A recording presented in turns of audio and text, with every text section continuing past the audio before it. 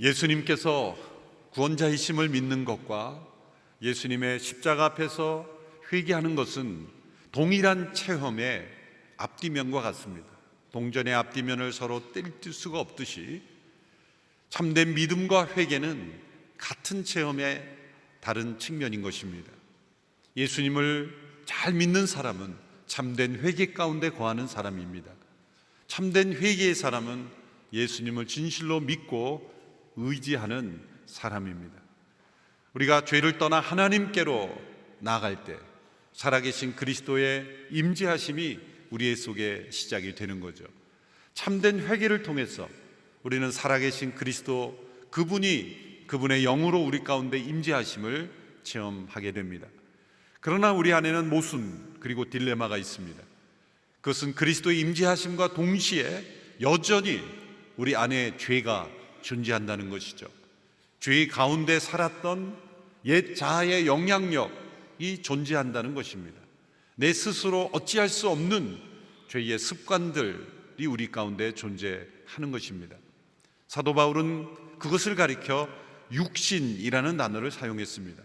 이 육신이라는 단어는 우리의 몸, 육체, 영어로 body, 육체가 아니라 육신이라고 할 때 영어로 flesh라는 단어를 쓴 것은 이것은 죄악된 성품, 옛 성품, 우리가 믿음과 회개를 통해 죄에 대하여 죽은 자가 되었지만 여전히 이 죄 가운데 있었던 옛 자의 영향력이 우리의 성품 속에, 인격 속에, 습관 속에 남아있는 것, 그러한 성향, 우리는 삶의 방식, 그것이 여전히 존재하는 것을 가리켜 육신이라는 단어로 우리말로 번역이 됐습니다. 영어로는 flesh라는 단어로 번역이 되어 있습니다. 바로 이 육신으로 인하여 생겨나는 타락한 몸의 행실을 죽이는 것, 그것이 참된 회개 가운데 살아가는 삶에 나타나는 중요한 모습입니다. 오늘 본문 8장, 로마서 8장 12절 13절을 다시 한 목소리를 함께 읽어보겠습니다. 시작. 그러므로 형제들이여 우리는 육신을 따라 살아야 하는 육신에 빚진 사람이 아닙니다. 만약 여러분이 육신을 따라 살면 반드시 죽을 것이지만 성령으로 몸의 행실을 죽이면 살 것입니다. 13절에 몸의 행실이라고 했는데 그 몸은 12절에 나오는 육신과 사실 같은 단어입니다. 몸의 행실은 곧 육신의 행실입니다. 이 행실이라는 단어는 외적인 행위를 가리키는 말처럼 보이지만 원래 의미는 이 외적인 행위를 유발하는 내적인 원인들, 뿌리와 같은 것을 의미하는 것입니다. 그 육신을 따라 육신의 몸의 행실을 죽이는 그러한 삶이 우리에게 있어야 한다는 것입니다. 우리는 더 이상 육신을 따라 살지 않을 수 있는 육신의 빚진 자가 아니다라고 말했습니다. 이 빚이라는 단어를 사용합니다. 우리가 누군가에게 빚진 것이 있으면 그 사람에게 늘 이끌립니다. 그 사람이 만나자 그러면 만나야 되고 또 그 사람이 요구하는 것을 들어줘야 되죠. 빚을 다 갚을 때까지 우리는 끌려가는 인생을 살 수밖에 없죠. 예수님께서 죄라는 단어를 사용하실 때 가장 많이 사용하신 단어는 이 빚이라는 단어입니다. 우리가 죄인이라는 것을 죄의 빚진 자다라는 단어로 표현하신 거죠. 주기도문에서도 죄의 용서를 말씀하실 때 우리가 죄 지은 자를 용서함과 같이 우리의 죄를 용서해달라고 했을 때도 이 빚진 자라는 단어를 사용해서 말씀하셨습니다. 또 죄 용서를 우리에게 가르쳐 주시는 비유 가운데 1만 달란트 탕감받은 자가 100데나리온을 탕감하지 않은 모순에 대해 설명하셨죠.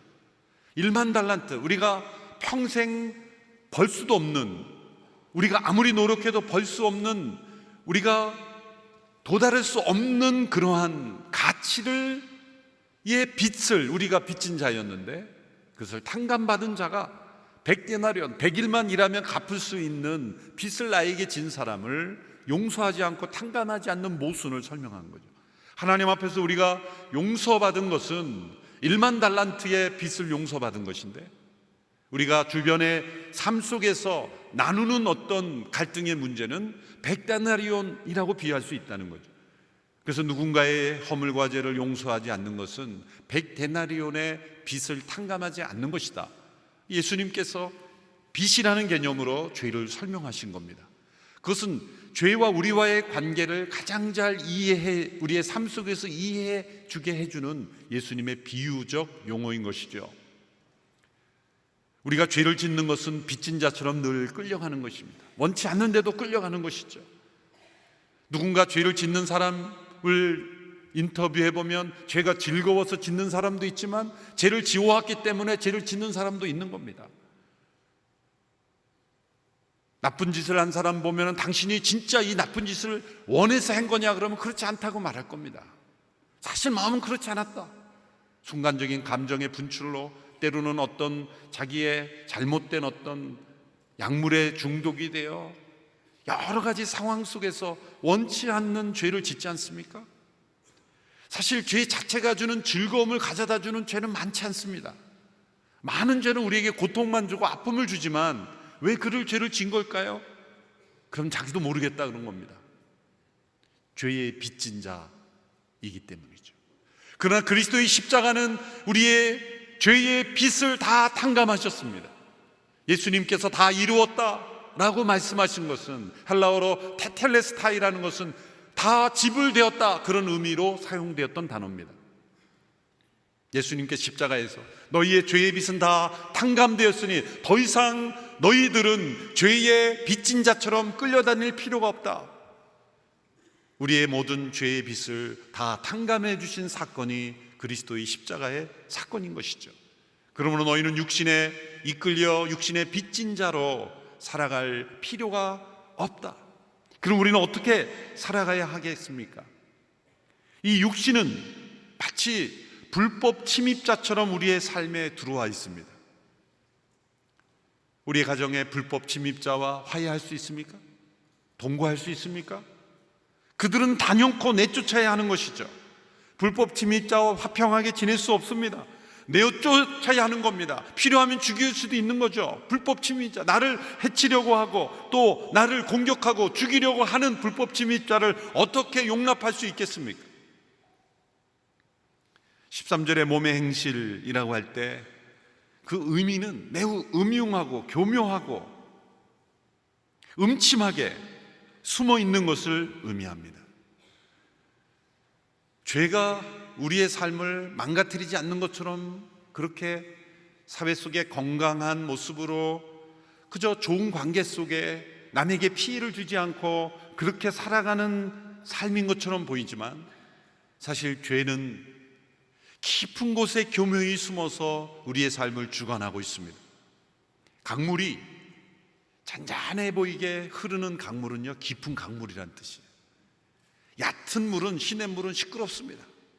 시냇물은 시끄럽게 흘러요. 그런데 깊은 강물은 유유히 흐르죠. 그런데 그 밑은 매우 그 유속이 빠릅니다. 죄는 겉으로 볼 때 우리의 삶에 우리를 내버려 두는 것 같이 보일지라도 죄의 이 몸의 행실은 매우 음흉하게, 교묘하게 우리의 삶에 숨어서 우리를 끌고 가고 있다는 것을 우리는 기억해야 합니다. 만일 이 몸의 행실을 우리가 죽이지 않으면 우리가 죽습니다. 그러나 몸의 행실을 죽이면 우리가 살 것입니다. 우리의 삶과 우리의 가정을 무너뜨리려고 교묘히 숨어있는, 이것은 어쩌면 우리의 조상적부터 숨어 내려온 죄의 습관일 수 있어요. 몸의 행실의 습관일 수 있어요. 때로는 유전을 통해서 내려올 수도 있습니다. 또 조상적부터 부모의 삶을 통해서 자기도 모르게 숨겨져 있는 몸의 행실일 수 있습니다. 그것을 우리가 죽이지 않으면, 끊고 내어쫓지 않으면 그 몸의 행실이 우리 자신과 우리의 자녀와 가정을 죽일 수 있습니다. 우리 CGN TV에서 여러 목사님들의 메시지 세미나 중에 순이라는 제목으로 3분 이내 짧은 메시지를 만들어서 많이 보급하기 시작했습니다. 그 영상 클립 가운데 젠센 플랭클린이라는 목사님을 제가 아주 좋아하는 설교자인데 그 중에 한 메시지, 오늘 주일에도 예배 전에 CGN TV에서 방영을 했습니다만 보신 분들이 많겠지만 다시 한번 이 중요한 메시지를 듣고 계속 말씀을 나누겠습니다. Story is told in the northeast of a famous attorney who had an alcohol problem. And he was very successful. And on the way every day to his law practice, he would walk on the streets of Chicago past a bar, and he would slip in for a morning drink and then go on to his office, and he did it every day. One day as he was walking, the snow was lightly falling. He heard a noise and turned around, and he saw his little 6-year-old boy. Somehow he had slipped away from his mother and slipped out of the house. And when he looked, the little boy was putting his little foot in the big footprint of his dad. The dad had left that footprint in the freshly fallen snow.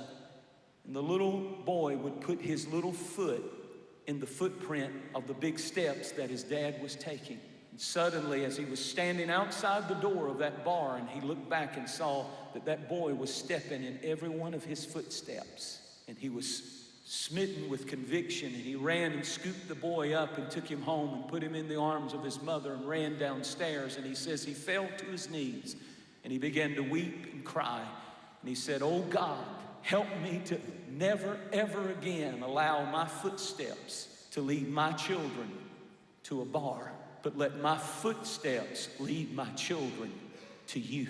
Where are your footprints leading?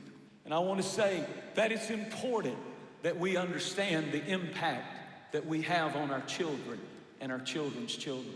The attack in the 21st century is upon the home. We have got to understand that the values that we cherish and the ideas that we hold dear are worth fighting for. Because if you have any looseness in your commitment to God or to your family, the enemy will move in and divide and conquer.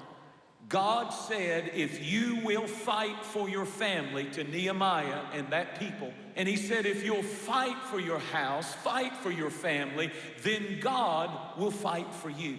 Stay in their business and stay in their lives. And when you have to stand up and correct them, correct them. If it hinders and hurts and you have all kinds of stuff going on, stand for what's right. Fight for what's right. Stand on the truth. If you have raised them right, if you have raised them in the house, you don't have to be a perfect family, but if you've done your best to bring them to the house of God and to serve the Lord before them, and you've done your best to have God's presence in your home and in your life, there's something that gets on your family that they will never be ever be able to get away from. Every time we get up and bring them to church, every time we open the Bible and pray, we're fighting for our families. It's not easy to raise children in the times in which we live. Everything seems to be against the family and against the home. But when we decide that our families are a cause worth fighting for, God said, then I will fight for you. 우리 가정에 숨어있는 몸의 행실을 죽이지 않으면 우리 가정이 그 행실 뒤에서 은밀히 공격하고 있는 사단마귀의 공격에 무너지게 되는 것이죠. 우리는 어떻게 육신을 따라 살지 않고 몸의 행실을 죽일 수 있을까요? 13절의 말씀에 그 비결이 나와 있습니다. 성령으로 몸의 행실을 죽이면 살 것입니다. 성령으로 몸의 행실을 죽이면 살 것입니다.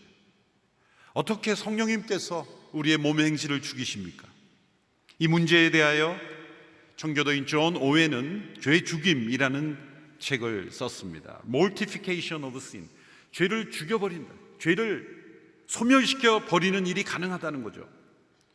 첫째로 성령님께서는 우리 안에 육신과 반대되는 은혜의 역사를 일으키시고 넘치게 하심으로써 죄를 죽이십니다. 갈라디아서 5장 19절 21절에는 육신의 일과 성령의 열매를 대조하고 있죠. 성령께서 우리 안에 겸손의 은혜의 역사를 일으키시면 교만은 소멸되는 겁니다. 우리 안에 인내의 열매를 맺으면 조급함의 죄가 사라지는 것이죠. 육신의 일을 분석함으로 해결되는 것이 아니라 그것에 반대되는 은혜의 역사를 성령께서 우리 안에 일으키심으로 우리는 그 죄를 소멸시킬 수가 있는 거죠. 빌리 그레이엄 목사님이 어느 교회를 방문했을 때 그 교회 장로님 한 분이 빌리 그레이엄 목사님께 이런 말씀을 했다고 합니다. 목사님, 최근에 우리 교회에 비극적인 일이 있었습니다. 한 교인이 술에 완전히 취한 채 예배를 드려왔지 뭡니까? 그래서 우리 교회는 그를 징계하고 제명시키지 않을 수밖에 없었습니다. 빌리그레암 목사님이 이렇게 대답했다고 합니다. 아, 그렇습니까? 그러면 성령으로 충만하지 않은 채 예배드리러 온 사람에게는 어떤 징계를 내리십니까? 장로님 놀라서 머뭇거리며 무슨 말씀을 하는지 잘 모르겠습니다, 목사님, 그렇게 말했습니다. 빌리 목사님은 말합니다. 에베소 5장 18절의 말씀은 두 가지 명령으로 구성됩니다. 술 취하지 말라라는 명령이 나오고 성령의 충만함을 받으라는 동일한 명령이 나옵니다. 자, 술 취한 사람에게 징계를 내렸다면 그러면 성령 충만하지 않은 사람에게도 어떤 징계가 내려야 될 것 아닙니까? 술 취해도 된다는 말이 아니죠. 강조점을, 술 취한 자를 어떻게 징계하고 처벌할 것에 대한 초점을 두고 해서는 사람은 변화되지 않을 것이다. 중요한 것은 성령의 충만한 역사를 일으키도록 하는 일에 동일하게 애를 써야 그 사람은 변화될 것이다. 징계와 별로 세상이 변화된다면 세상은 벌써 변화되었을 것입니다. 두 번째, 성령께서는 실제적으로 우리 안에 있는 이 육신의 이 뿌리, 이 죄의 뿌리와 습관에 대해서 실제적인 효과를 일으키심으로 죄를 죽이십니다. 우리가 병원에 가면 우리 안에 있는 더러운, 요즘 과학기술이 발달해서 무슨 선이 많더라고요. 엑스레이뿐만 아니라 감마선, 무슨 선, 많은 종류의 그 광선으로 우리의 몸을 해치지 않으면서 우리의 가장 썩은 부분을 치료하는 기술이 많이 발전하지 않습니까? 우리 눈에 보이지 않는데도 방사선은 존재하고 우리 몸을 치유하는 광선이 존재하듯이 성령의 빛은 우리 안에 있는 내가 모르는, 나도 모르게 우리 가정에 놓여있던, 쌓여있던 이 육신의 뿌리들을 그 치료의 광선으로 비추어 치료하십니다. 육체적인 질병만을 치료하시는 게 아니에요. 그 육체적 질병 이면에 오히려 좋지 않은 죄의 습관이 있을 수 있어요. 그 은밀한 육신의 뿌리가 있을 수 있어요. 어느 가정은 음란의 뿌리가 있습니다. 어느 가정은 도박의 뿌리가 있습니다. 어느 가정은 술 취함의 뿌리가 있습니다. 어느 가정은 분열과 미움의 뿌리가 있습니다. 아픔과 상처의 뿌리가 있습니다. 각 사람과 가정마다 다 다른 이 육신의 뿌리들을 놀랍게도 우리가 말씀과 기도 가운데 성령 하나님께 나갈 때는 치료의 광선으로 치료하시는 거예요. 이 놀라운 역사가 일어나요. 그래서 우리가 의식 속에 있었던 죄의 뿌리는 느낄 수 있어도 무의식의 세계에 있었던 이 육신의 뿌리는 나도 모르는 사이에 낫는 겁니다. 그래서 어느 날 갑자기 화가 나지 않는 거예요. 심한 말을 들어도 화가 나지 않는 거예요. 미움이 일어나지 않는 거예요. 그것이 성령께서 육신의 뿌리를 실제적으로 제거하시는 역사이기 때문이에요. 세 번째로, 성령께서는 그리스도의 십자가를 이 죄인들의 마음속으로 끌어오심으로써 죄를 죽이신다 그랬습니다. 그리스도의 십자가, 그 십자가를 우리의 마음속에 세워놓는 것을 늘 우리는 상상하고 묵상해야 합니다. 그리스도의 십자가가 과거에 우리의 죄를 용서하는 것으로 그쳐서는 안 되고, 그 십자가가 우리의 가슴 속에 살아있는, 실제 살아있는 십자가가 되어야 되는 것이죠. 우리의 마음속에 이 육신의 뿌리가 일어날 때마다 그 욕심을 십자가 앞에 가지고 나가야 하는 것이죠. 그 십자가 앞에 서면 우리의 마음속에 어떤 죄책이 느껴집니까? 나를 이토록 사랑하신 하나님의 사랑에 대한 올바른 응답인가? 그리스도의 십자가의 희생에 대한 올바른 응답인가? 그런 성령의 끊임없는 뉘우침을 우리 가운데 일어나게 하시고, 더 나아가 그 십자가의 능력을 체험하게 하시는 거죠. 단지 액세서리로 우리의 물건 속에 십자가라는 모형이 있다고 해서 저절로 능력이 나타나는 게 아닙니다. 중요한 것은 그러한 노력을 통해 우리의 마음 속에 그리스도의 십자가가 자리 잡고 있도록 역사하는 것이 더 중요한 거죠. 그 십자가 앞에 나갈 때 우리의 죄의 뿌리는 놀랍게 성령님께서 십자가에서 처리해 주심을 경험하게 된다는 것이죠. 너무나 단순한 말씀 같지만 이 몸의 행실을 죽이는 것은 그리스도의 십자가밖에 없습니다. 성령님의 역사밖에 없습니다. 그런데 왜 몸의 행실을 죽이는 것이 성령의 역사라면 왜 우리에게 죽이라고 명령하십니까? 성령님은 알아서 처리해 주시지 않습니다. 왜 그럴까요?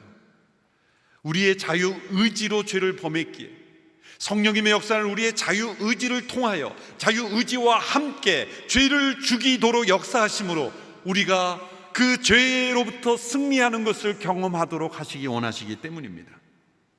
그래서 성령께서 이 죄를 죽이는 일을 하실 때는 우리의 생각을 말씀으로 두드리십니다.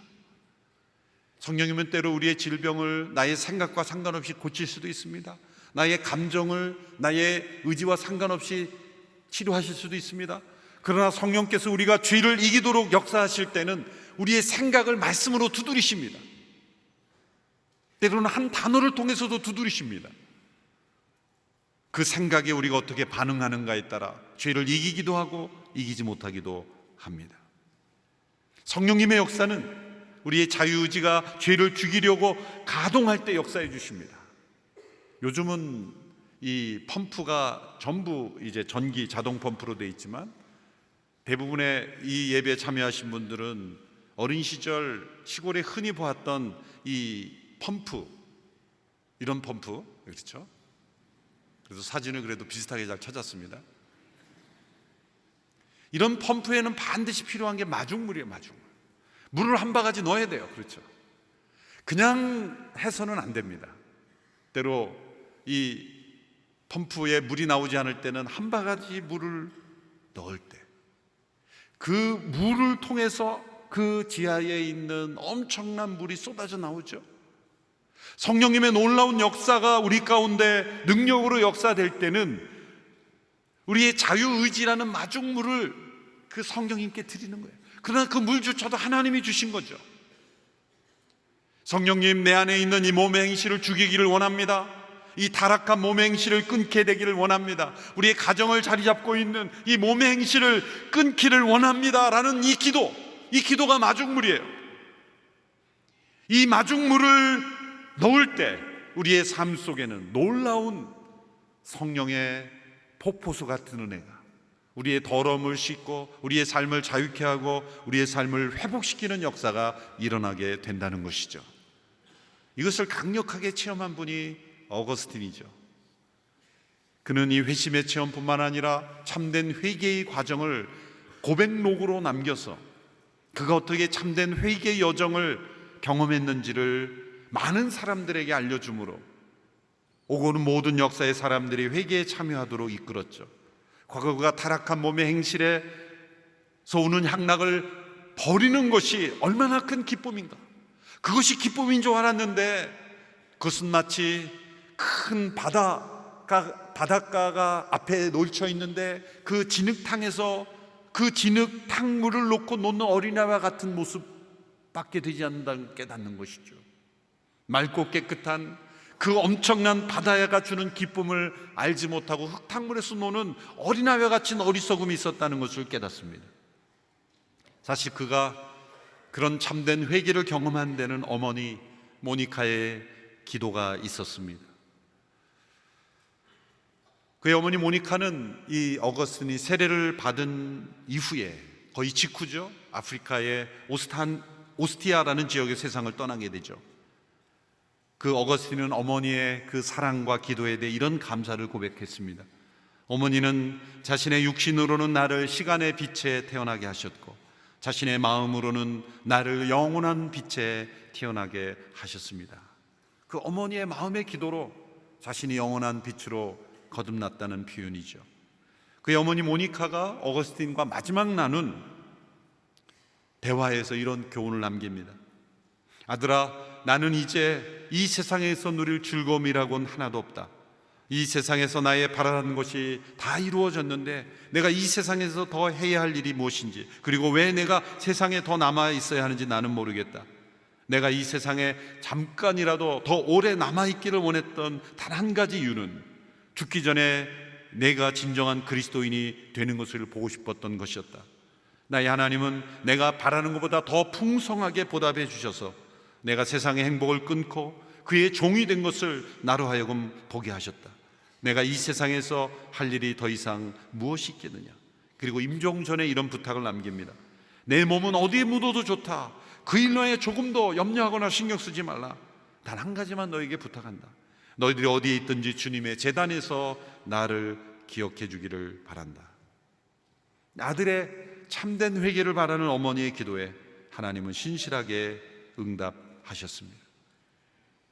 이 기도를 통해 어거스틴이 많은 여정이 있었지만 그는 성령으로 몸의 행실을 죽일 수 있는 참된 회개의 체험을 했고, 그는 다시 살아났고 다시 살아나는 자기의 체험을 책으로 남겨서 수많은 사람들을 다시 살아나게 하였습니다. 어거스틴은 세상을 떠나기 마지막 열흘간은 회개만 했다는 거예요. 우리가 성령의 능력을 의지하고 타락한 몸의 행실을 죽이려고 갈망하고 추구하고 우리의 기도의 마중물을 하나님 앞에 넣을 때 놀랍게 성령의 폭포수 같은 역사가 우리의 삶을 정결하게 하실 줄로 믿습니다. 또한 우리의 자녀도 참된 회개로 하나님 앞에 나오게 될 줄로 믿습니다. 우리가 몸의 행실을 끊고 죽이지 않으면 그 몸의 행실, 우리의 삶에 묻어있는 더러운 몸의 행실이 우리의 자녀를 죽일 수도 있습니다. 우리의 자녀가 살기 위하여, 이 나라 민족의 다음 세대가 살기 위하여 우리는 성령의 능력을 힘입어 몸의 행실을 죽이는 일에 헌신해야 될 줄로 믿습니다. 기도하겠습니다. 살아계신 하나님, 타락한 몸의 행실을 육신의 빚진 자처럼 날마다 살아가는 저희들이 되지 않게 되기를 원합니다. 이 십자가의 놀라운 축복, 성령의 놀라우신 능력을 날마다 의지하고 성령의 능력을 힘입어 몸의 행실을 죽이며 승리하며 살아가는 하나님의 백성들 다 되게 하여 주시옵소서. 예수님의 이름으로 기도하옵나이다. 아멘.